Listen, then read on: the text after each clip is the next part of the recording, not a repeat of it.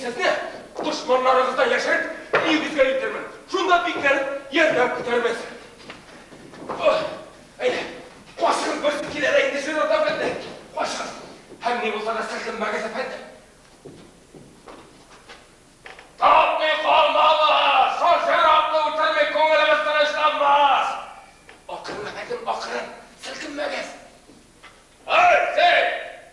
Bana sana bir altın, jürol koyda hayt tezine. Nege kiragin o sizge efendim?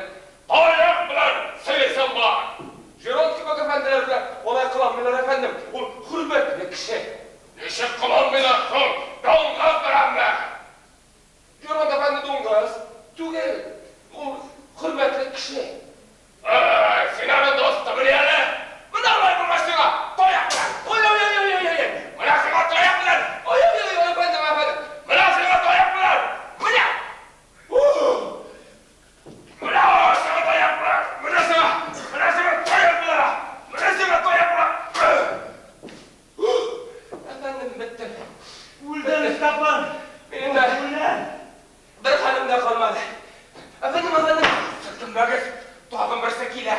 Şitil kişisine şoş. Hoşçakalın efendim. Sırtım bögüz.